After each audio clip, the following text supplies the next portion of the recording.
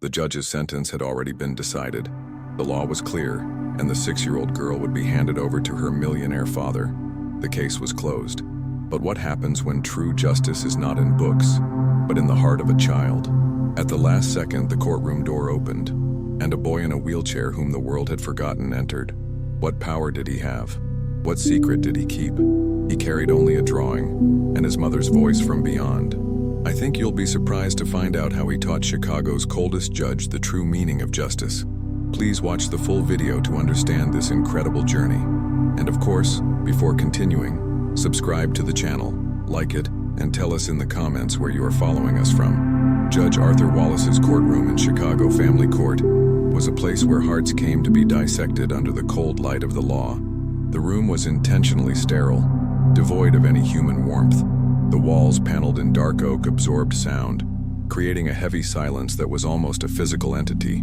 The case books on his shelves were neatly aligned, not like fountains of wisdom, but like bricks in an impenetrable fortress.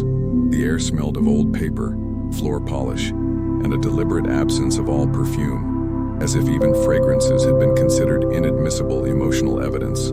Judge Wallace saw himself not as a mediator, but as a surgeon. His job, as he understood it, was to root out the tangles of family life, to remove the tumors of conflict, and to suture the wounds with the cold, precise thread of the law, never unnerved by the blood or tears that inevitably appeared on his operating table. That autumn morning, Judge Wallace's ritual was the same as always. He arrived an hour before everyone else, the silence of the courtroom his only companion. He dressed in his black robe with methodical gestures, feeling the weight of the fabric on his shoulders like armor protecting him from the chaotic disorder of human life. He sat in his imposing leather chair and opened the case of the day, Price vs. Maternal Grandparents. He did not see names, he saw parties. He did not read emotional letters, he saw irrelevant attachments. His eyes scanned the document, not in search of the truth of the heart, but of the legal facts. A biological father, recently widowed, with proven financial stability. Maternal grandparents, with a letter from their deceased daughter as their only claim. To Wallace, the equation was painfully simple. The law, in its relentless clarity, leaned overwhelmingly to one side. He closed the file. The decision was already formed in his mind, even before the lawyers began their impassioned speeches. The case, at its core, was a microcosm of everything the judge despised about family dramas. On the one hand, there was power and legal right. Richard Price was a successful businessman, a man whose world was built on contracts, logic, and results. His wife, Eleanor, had died of a sudden illness, and now he was claiming what was legally his, full custody of their 6-year-old daughter, Sophie. On the other hand, there was the emotional appeal. Her maternal grandparents, an elderly couple from a modest Chicago neighborhood, were clutching a letter Eleanor had written on her deathbed. It was full of love, fear, and one final wish, that their daughter be raised in the warmth of the home they had always provided for her, away from the coldness she saw in her husband's world. To Wallace, the letter was a moving document, but legally, it weighed like a feather against the mountain of parental rights. With the case file closed on his mahogany desk, Wallace allowed himself a moment of contemplation. He had already mentally drafted the ruling. He would grant custody to the father, as the law required. Perhaps as a concession to the humanity of the case, he would stipulate a generous visitation schedule for the grandparents. It would be a clean, technical, unquestionable decision. He prided himself on his ability to separate sentiment from fact, passion from logic. The tears of the parties, the impassioned speeches of the lawyers, all of it was background noise, a distraction from the pure mechanism of justice. To him, justice was not about making people feel good. It was about maintaining order, about enforcing the code with unbending consistency. Any other approach would be a weakness, a betrayal of the oath he had sworn. Richard Price walked into the courtroom as if he were walking into a business meeting he had already won. His Armani suit was impeccable, his Italian shoes gleamed, and he was flanked by a lawyer whose name was synonymous with expensive and ruthless victories. Richard exuded not the grief of a recent widower, but the confidence of a man on the verge of a favorable settlement. He saw custody of Sophie not as a question of paternity, but as a question of ownership, of right. The girl was his daughter, his legal property, and the idea that an old couple from a working-class neighborhood would challenge his claim was, to him, an insult. He greeted his lawyer with a firm handshake, his eyes already focused on victory, treating this hearing as a mere formality. On a bench across the room, Sophie's grandparents, Mr. and Mrs. Miller, looked like a pair of frightened birds in a strange land. They were dressed in their best clothes, but they looked worn and out of place against the cold marble of the courtroom. Mr. Miller held an old cardboard folder, and inside it, like a holy relic, was a letter from his dead daughter. His hand shook slightly. Mrs. Miller wrung out a cloth handkerchief, her eyes red from sleepless nights and a grief that was still an open wound. They had neither Richard's confidence nor his lawyer's eloquence. They had only their love for their granddaughter and the promise they had made to their dying daughter. And they felt with a desperate certainty that in this place of laws and logic, love and promises would not be enough. The hearing began with the precision of a Swiss clock. The parties were called, their names echoing in the silent room. Richard Price's attorney spoke first. His speech was a masterpiece of legal logic. He talked about the fundamental rights of a father, about the financial stability his client could provide, about the importance of a child being raised by a direct blood relative. He presented documents, bank statements, evidence of the unsuitability of the grandparents' modest home. He built a case that was, legally, an impregnable fortress. His every word was another brick in the wall that separated the grandparents from their granddaughter. With each sentence, Mr. and Mrs. Miller seemed to shrink a little more in their chairs. When it was the Millers' lawyer's turn, the tone in the room changed. Cold logic gave way to emotion. He spoke of the deep bond between Sophie and her grandparents, who had raised her while her mother struggled with illness. He read excerpts from Eleanor's letter, her voice echoing posthumously in the room, asking that her daughter grow up surrounded by the love and simplicity she herself had known. He spoke of the child's emotional well-being, of the importance of emotional continuity and stability. Judge Wallace listened to it all with an expression of bored neutrality. He had heard it all before. Emotion, sentimentality, factors that to him were irrelevant. They were the noise he had to filter out to get to the clarity of the law. The arguments ended. A heavy silence settled over the room, a silence of expectation. Richard Price had a barely perceptible smile on his lips. The Miller grandparents looked at the floor, their shoulders slumped in defeat. Their lawyer was tidying up his papers with the resignation of someone who knows he has lost. Everyone in the room knew what was coming. Judge Wallace looked at the papers in front of him, the sentence he had already prepared in his mind. He straightened his robe, cleared his throat, and picked up his pen. This was the moment when he would apply the law, restore order, and close yet another chapter in the disorderly human comedy. He opened his mouth to begin delivering his final verdict, and then the sound happened. The slow, heavy creak of the large wooden doors at the back of the courtroom. The sound was a violation, a shocking intrusion into the perfectly controlled silence of Wallace's domain. All eyes, including the judges, turned instinctively to the door. Light from the hallway flooded the dark room, creating a silhouette in the doorway. It was not a tardy lawyer nor a court official. It was a small, short figure, a seated figure. And as the door swung open, the image became clear, shocking everyone in the room. Standing in the doorway alone was a young boy in a wheelchair, and in his small hands he held a single folded sheet of paper. The shock in the courtroom was a palpable wave of silence. The lawyers stopped in mid-thought. The Miller grandparents looked up, confusion clouding their grief, and Richard Price had a reaction that, though it lasted only a second, did not go unnoticed. His lips pressed together in a thin line of annoyance, but in his eyes for a split second, there was a flicker of recognition and something else, something that resembled an old and well-kept fear. Judge Wallace, for his part, felt a surge of pure irritation. His chambers, his domain of order and protocol, had been invaded. This was an act of disrespect, a cheap emotional tactic. His first inclination was to order the bailiff to remove the child immediately.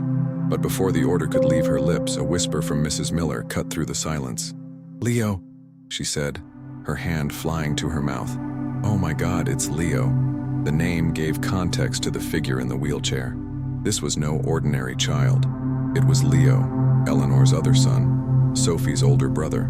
The boy Richard Price had abandoned in an institution years ago, shortly after birth, because of his cerebral palsy. The forgotten boy, The puzzle piece Richard had swept under the rug of his perfect life.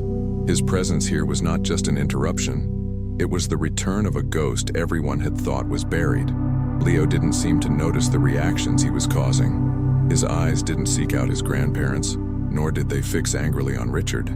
They were fixed, with a determination that seemed too great for his frail frame, on the figure of Judge Wallace on the dais. With visible strength in his thin arms, he began to turn the wheels of his chair. The soft crunch of the tires on the polished courtroom floor was the only sound in the room. It was a slow, methodical sound, each turn an act of will. He was crossing the space between the door and the judge's desk, a journey that seemed as long and arduous as his own life. The boy was terrified, but in his mind, the last promise he had made to his mother echoed, "I'll take care of her, Mommy, I promise." Judge Wallace watched the slow, deliberate approach. His initial irritation began to be tempered by something he rarely felt: curiosity. He was a man who prided himself on having every variable of a case contained in a folder in front of him. But this boy, this unexpected factor, was not in the case. He was an anomaly. There was a strength in this boy, a dignity in his posture, an intensity in his gaze that did not fit the narrative of a disabled, abandoned child. The judge, who for years had trained himself to ignore human drama, felt a part of his professional armor crack. The question in his mind changed from, "Who dares interrupt my court?" to, "What does this boy want?" Leo finally reached the front of the courtroom, stopping a respectful distance from the judge's desk. The silence was total. He made no attempt to speak. Instead, with a slow, solemn gesture, he raised his right hand. In it, he held the folded sheet of paper and a small digital recorder, a modern device but one that seemed old-fashioned in its simplicity. He did not extend them to his stepfather or to his grandparents. He extended them toward the bailiff, a silent offering to the court, to the law itself. The gesture was so charged with purpose, so devoid of any childish theatrics, that no one dared move. This was the presentation of his evidence, and he did it with the gravity of a lawyer presenting his final piece of evidence. Richard's attorney was the first to break the spell. "Your Honor, I object," he said, his voice loud and full of indignation. "This is a circus, a last-minute ploy to manipulate this court with cheap sentimentality. The child is not a party to this proceeding. I ask that he be removed immediately, and that these objects be disregarded as inadmissible evidence." The miller's attorney, for his part, was as shocked as everyone else. He had no idea where the boy had come from, or what he had in his hands.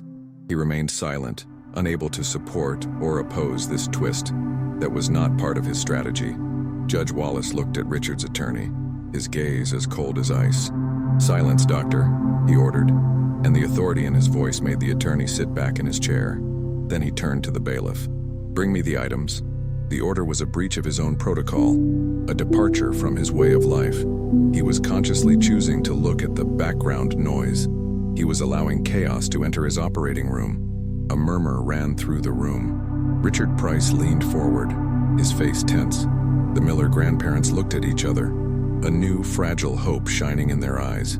The bailiff took the paper and the tape recorder from Leo's hands and placed them on the judge's desk. With his long, thin fingers, Wallace unfolded the paper.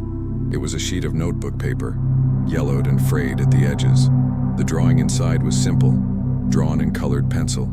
It showed two stick figures, one large and one small, holding hands in front of a house.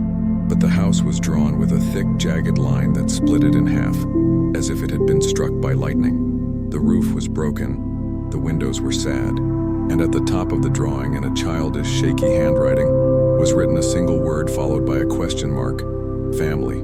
The judge looked at that word, that question mark, and felt something he hadn't felt in years, a stab of pain. He pushed the drawing aside and picked up the small digital recorder. It was a simple reporter's model. There was a single audio file saved. He looked at the bailiff. "Please arrange for us to listen to this," he ordered. Richard's lawyer stood up again. "Your Honor, I must protest vehemently. We have no idea where this audio came from, how it was recorded, if it was tampered with." But Wallace didn't let him finish. He looked up from his papers and gave the lawyer a look so cold, so full of unquestionable authority, that the man sat down immediately, swallowing his words. In this room, at this moment, there was only one authority, and that authority wanted to hear what was on that recorder. The bailiff connected the tape recorder to the courtroom sound system. A soft hiss filled the room, and then a voice emerged. It was weak, strained, with the sound of labored breathing between the words. But it was clear. It was a woman's voice. The Miller grandparents flinched at the sound of it, recognizing it instantly. Richard Price went pale. It was the voice of Eleanor, his dead wife, speaking from beyond the grave, here in Judge Arthur Wallace's silent chambers. The sound of that voice was a shockwave, an event so impossible and so powerful that it froze everyone. And the first words she spoke, weak but full of love, were, "My Leo, my brave boy." Eleanor's voice, weak and strained, filled the courtroom. It was not the voice of a witness testifying, but of a mother whispering a secret to her son. "My Leo, my brave boy," she began, and the sound of her affectionate nickname made Grandfather Miller shiver. "I recorded this for you because I know your memory is strong, but your heart is even stronger. I need you to keep this recording, my treasure. It is our secret. When the time is right, you will know what to do. I want everyone to know how much I love you, how much I regret not having been strong enough to protect you from the coldness of this family I came into. You have never been a burden to me. You have always been my greatest inspiration." Each word was a testament to love and an act of silent indictment against the man who now sat pale at the front table. As Eleanor's voice echoed, Richard Price's face underwent a transformation. The mask of confidence and superiority melted away, revealing the panic beneath. His eyes darted from the small recorder on the judge's desk to his lawyer in silent pleading. He leaned forward and whispered frantically into his lawyer's ear, words like inadmissible, manipulation. She was sick, but his attempts to control the narrative were crumbling. That small digital recorder, a simple object, had become a weapon more powerful than all his legal documents and his fortune. He was no longer in control of this room, and the realization of his powerlessness left him visibly shaken. Eleanor's message then changed tone, from a confession of love to a final testament. "And about your sister, Leo, about my little Sophie," the voice continued, now with a fragile urgency. "Richard never loved you. He saw you as a mistake, a reminder of a past he wanted to erase. I made the mistake of believing he would be a good father to her, but a man who can abandon one child cannot truly love another. My last wish, my only wish, is that the two of you grow up together, that you can teach her to be brave and that she can give you the joy they tried to steal from you. I want you to be a family, cared for by those who have always loved you, your grandparents." The clarity of her wish was undeniable, a final plea from her deathbed. The Miller grandparents, who had been crying silently until then, were now openly sobbing, but their tears were no longer tears of sadness over the loss of their daughter. They were tears of validation, of acknowledged love. Every word Eleanor spoke on the recording confirmed everything they felt in their hearts. It was their daughter's voice giving them not just permission, but a sacred command to fight for their two grandchildren. Mrs. Miller reached out and took her husband's hand. Their touch was not one of weakness, but of renewed strength. They were no longer alone in their struggle. Eleanor herself was there with them, her voice filling the emptiness of that cold room and giving them the courage to face whatever came next. Judge Arthur Wallace stood motionless, the pen still in his hand, forgotten. He, the man of logic, the architect of fact-based judgments, was being overwhelmed by a torrent of emotional noise. But for once the noise was not confusing. It was clear, the outline of the broken family, the voice of a dying mother, the silent, determined presence of a boy in a wheelchair. These were not just sentimental appeals. They were facts. Facts that were not in the legal record, but that painted a picture of the truth far more complete than any document. He looked at his own hands, at the pen with which he was about to tear a family apart, and felt, for the first time in his career, the crushing weight not of the law, but of justice. The recording ended. After a final, whispered, "I love you, my children." The only thing that could be heard was the click of the recorder turning off, and then silence returned to Wallace's room. But it was a different silence. It was no longer the cold, sterile silence of the law.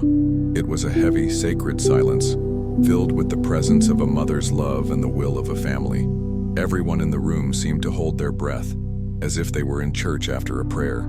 Court protocol had been broken, but something far more important had been established: human truth. Recovering from the shock, Richard's attorney stood up, making one last, desperate attempt to regain control. "Your Honor, with all due respect, this does not change the legal facts," he argued, his voice a little less confident than before. "This recording is hearsay at best. It cannot be verified, and it is inadmissible as evidence. The wishes of a deceased person, however poignant, do not supersede the legal rights of a living, capable parent. The law is clear." He tried desperately to bring the argument back to his territory, to the safe world of codes and statutes, away from the dangerous terrain of emotions and morality. But Judge Wallace barely heard him. His eyes were fixed on Leo. He saw the boy who had not moved, his face calm but with a trail of silent tears running down his cheeks. He saw the small tape recorder on his desk, its mission accomplished, and he saw the drawing of the family with its universal appeal. The lawyer's words about the law were like the buzzing of a distant insect. The truth was no longer in the books on his shelves. It was there, in front of him, in the form of an 11-year-old boy who had crossed the city to fulfill the last promise he had made to his mother. And Wallace knew that no written law could be more powerful than that promise. In a move that shocked everyone in the room, Wallace did something he had never done in his 30-year career. He ignored the lawyer completely and addressed Richard Price directly. He did not use the tone of a judge, but of one man speaking to another. His voice was low, but it cut through the silence of the room. "Mr. Price," he said, "there is a question this court would like to ask. Why, in all the documents and testimony that have been presented, have you never mentioned the existence of your stepson, Leo? Why have you omitted him from your own family history?" The question was not about the law. It was about character. It was about truth, and it hung in the air like a sword. Before Richard could stammer out a response, Wallace held up his hand, silencing him. The judge looked around the room, at the grandparents, at the attorneys, at Leo. "This court has been presented with legal facts and with emotional truth," he began, and his voice had changed. It was no longer the voice of a technician, but that of a man pondering a profound dilemma. "And it is the duty of this court to consider both in order to reach not only a verdict, but justice." Then he did the most unexpected thing of all. "Officer, please clear the room. I want everyone to leave. The attorneys, Mr. Price, the grandparents." He paused and looked at Leo. "I would like to be alone with the boy." The breach of protocol was so monumental that the room fell into stunned silence. The sound of the heavy wooden door closing echoed across the vastness of the room, a final sound that sealed off the outside world. For the first time, Judge Arthur Wallace's courtroom was not a public space of law, but a private sanctuary of silence. There was only him, the old judge on his raised dais, and the small boy in his wheelchair, a small island of dignity in the center of the polished floor. The distance between them, both physical and symbolic, was immense. It was the distance between power and vulnerability, between logic and emotion, between law and life. But in that silence, something in the balance of power in the room had fundamentally shifted. The judge, for all his authority, felt strangely exposed, while the boy, in all his fragility, seemed to possess an unshakable strength. Then Wallace did something that his assistants and lawyers, who had known him for decades, would never have believed possible. With a slow, deliberate movement, he stood, but instead of heading for the door or his gavel, he unbuttoned his heavy black robe. The robe, his cloak of authority, his armor of impartiality, slid from his shoulders. He folded it carefully and laid it on his leather chair. As he did so, he was no longer the Honorable Judge Wallace. He was just Arthur, a gray-haired man in a plain suit. And then he descended the steps of his dais one by one, abandoning his throne of power, and walked across the floor of the courtroom until he stood beside Leo. He did not bow, but pulled up a witness chair and sat down, putting himself on the boy's level. "I like your drawing, Leo," Arthur said, his voice surprisingly soft, devoid of the clipped formality of before. He didn't mention the case or the recording or the lawyers. He talked about the art. "The house you drew, even broken, looks like a strong place." He was validating Leo's language, acknowledging his drawing not as a piece of sentimental evidence, but as a work of expression, a communication in its own right. He was entering the boy's world, rather than demanding that the boy enter his. He was offering a kind of respect that Leo had probably never received from an authority figure in his life. It was a gesture of peace, an offer of dialogue in the only language the judge now understood that mattered. Leo, who had been bracing himself for yet another battle, for yet another adult who would either ignore him or treat him with pity, seemed to relax for the first time that day. The tense muscles in his shoulders loosened a little. He looked at the judge, at this man who had abandoned his throne to sit beside him, and saw something he hadn't expected: genuine curiosity. He raised his small hand and pointed to the drawing, which still sat on the judge's large desk. He didn't point to the stick figures, the family symbol. He pointed to the jagged black line that split the house in half. It was his way of answering, of continuing the conversation. It was as if to say, yes, the house is strong, but to understand the strength, you must first understand this, the fracture. Yes, I see, Arthur replied, his voice filled with an empathy that surprised him. It's broken. He didn't try to minimize the pain, didn't say, but it'll be okay. He simply acknowledged the truth of the drawing. He validated Leo's suffering. He looked into the boy's eyes, and for the first time he allowed himself to ask a question that had nothing to do with the law. A question from one human being to another. Do you miss your mother, Leo? He asked, his voice low, almost a whisper. The question was so direct, so simple, and so human that it broke through the last barrier of formality that remained between them. It was an acknowledgement of the heart of the matter, of the grief that fueled this entire drama. The simple question caused the floodgates of Leo's emotion to open. He nodded, a vigorous, desperate movement. The tears he had held back so bravely now rolled freely down his face, but he made no sound. It was a silent cry, but somehow more powerful than any sob. And then he made a new gesture. He pointed to himself with his thumb, and then with the same finger he pointed emphatically to the door of the courtroom, the place where everyone had left, the place where, in a waiting room, his little sister Sophie would be. The gesture was clear, a visceral plea. Me, her, together. It was his mother's wish, expressed through the body of her son. In that moment, all the legal complexity of the case dissolved in Wallace's mind. All the clauses, the statutes, the precedents, everything turned to dust before that simple, undeniable truth.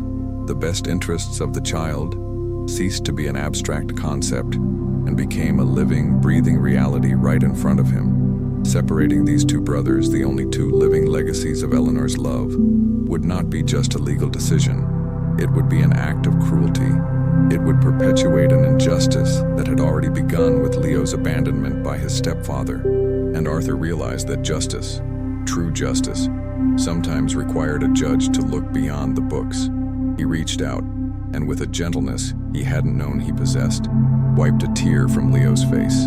Your mother would be very, very proud of you today, Leo, he said, and his voice was thick with genuine emotion. You are a very brave boy, a very loyal son. He looked the boy in the eye and made a promise, not as a judge to one party, but as a man to another. I cannot bring your mother back, but I can honor her memory. I can honor her wish. And I promise you that I will do everything in my power to make sure that you and your sister are together. You have my word. That oath, sworn in the quiet of his courtroom, was more binding on him than any written law. With this new resolve, Arthur stood up. He walked to the door and opened it, much to the surprise of the bailiff who was standing guard outside. Please ask Mrs.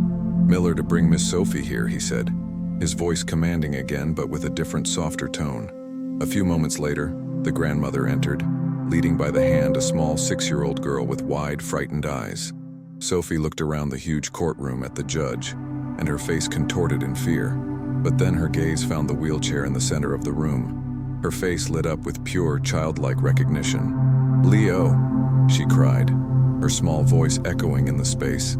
Sophie let go of her grandmother's hand and ran, with her clumsy little steps, across the courtroom. She didn't stop until she reached her brother. She threw herself against the wheelchair, hugging Leo's legs with all her strength. I missed you, she whispered. Leo, whose hands were still shaking, slowly placed them on his sister's head, a gesture of protection, of an older brother. Judge Arthur Wallace watched the scene, the reunion of Eleanor's 2 children, in the heart of his fortress of law, and he knew, with an absolute certainty that transcended any legal doubt, what his final decision would be. That embrace was all the proof he needed. The embrace between the 2 brothers in the center of that empty courtroom was the most powerful piece of evidence Arthur had ever witnessed. It wasn't a document, It wasn't testimony, but it was truth in its purest form. He saw the way Leo's small hand rested in Sophie's hair, an instinctive gesture of an older brother protecting his younger sister, and he saw the way Sophie clung to Leo's wheelchair, as if it were the only solid thing in her world. In that moment, Arthur felt the weight of 30 years of decisions. He remembered countless cases in which he had followed the letter of the law, separating siblings, severing ties, all in the name of a legal order that now seemed woefully inadequate.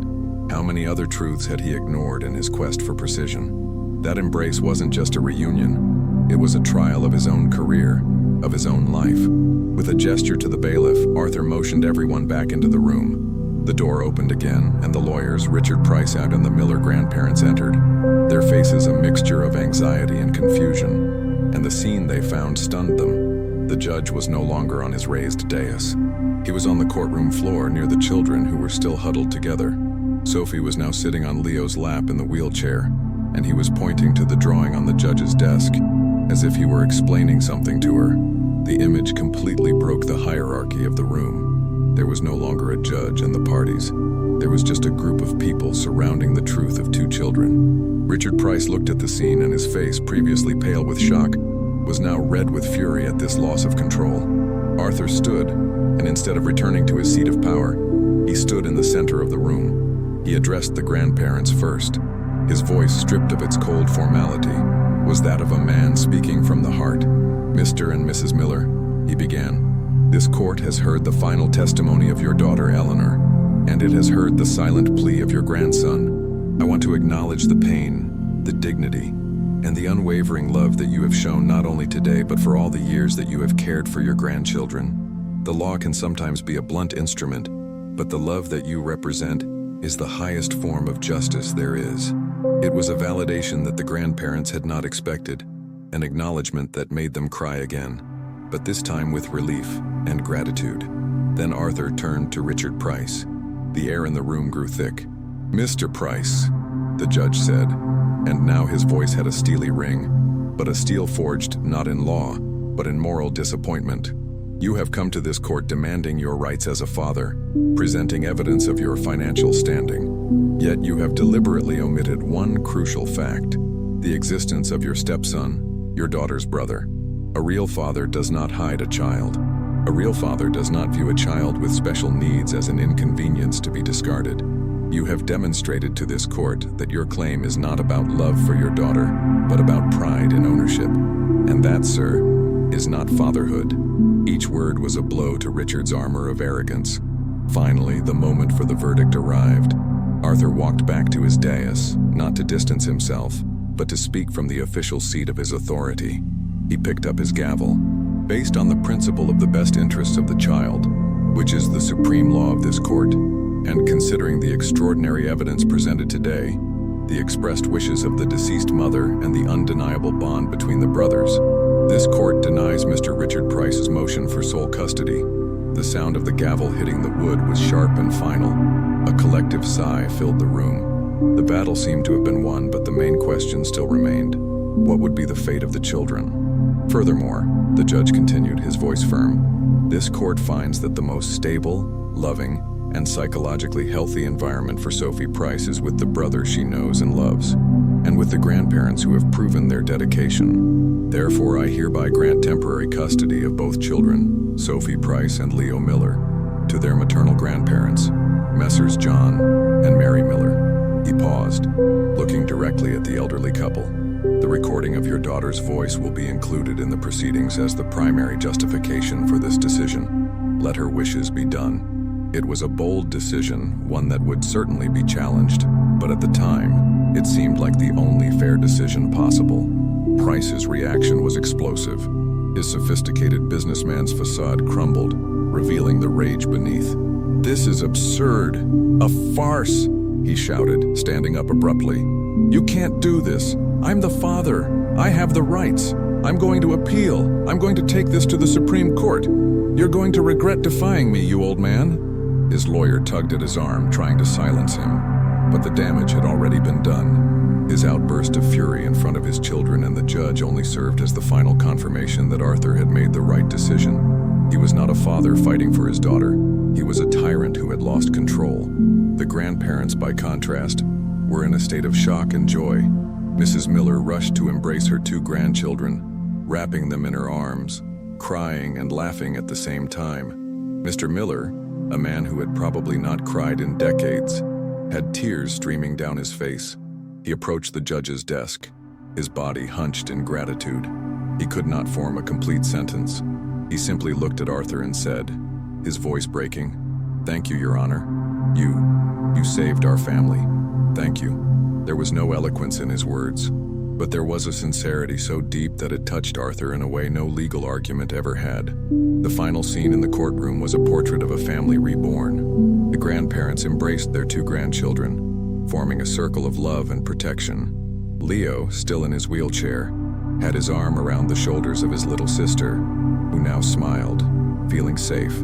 The drawing he had drawn, with the question, "family," had been answered. The answer was there, in that group hug. It was not the perfect family he had lost, but it was a family. It was real. It was love, and it was enough. Judge Arthur Wallace watched the scene, and a strange, warm feeling spread through his chest. It was the feeling of having done the right thing, not only for the law, but for humanity. Later, in his quiet chambers, Judge Wallace sat alone. The room was as usual, perfectly ordered. His law books were lined up, his desk spotless, but something inside him had changed forever. On his desk, next to the Price v. Miller case file, was Leo's drawing. He picked it up again. The broken house, the word family. That day, an 11-year-old boy in a wheelchair with an old tape recorder had taught him more about justice than 30 years of studying the law. He had learned that justice was not about enforcing rules, but about protecting souls. And with a care he had never given to any legal document, he tucked the drawing away in his personal drawer, not as a piece of evidence, but as a reminder. Judge Wallace's decision was not just the end of a hearing. It was the beginning of a small earthquake in Chicago legal circles. The story spread through the halls of the courthouse. The judge, known for his coldness and unbending adherence to the law, had made a decision based on a drawing and a digital recording. More traditionalist colleagues shook their heads, muttering about judicial sentimentality and the dangerous precedent it set. They saw his decision as a weakness, a capitulation to emotion. But others, especially younger lawyers and public defenders who had endured his rigidity for years, saw it differently. They saw an act of courage, a rare moment when a judge dared to look beyond the cold letter of the law to find the spirit of justice. Far from the legal battles, in the Miller grandparents' modest but warm home, a new routine was beginning to blossom. The silence in their home was not one of tension, but of peace. It smelled of apple pie and clean laundry, and most importantly, it was filled with the sound of two children. Sophie, now free from the oppressive atmosphere of her father's house, was rediscovering the joy of being a 6-year-old, and Leo, for the first time in his life, was in a home where he was seen not as a problem or a burden, but simply as Leo. He and Sophie were inseparable. He helped her with her homework, and she helped him reach objects on the higher shelves. His wheelchair was not a barrier between them. It was simply a part of their daily landscape.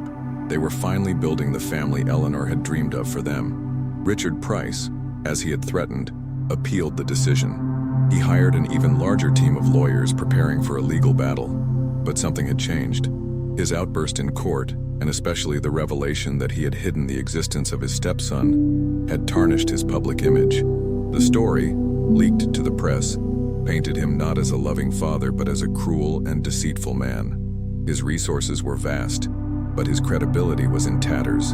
The appeals court, upon reviewing the case and reading Eleanor's powerful testimony in the transcript, quickly denied his appeal, citing Judge Wallace's judicious decision to prioritize the well-being and unity of the siblings. In the months that followed, a subtle change could be seen in Judge Arthur Wallace's courtroom. He was still a man of few words, his expression still serious, but he listened differently.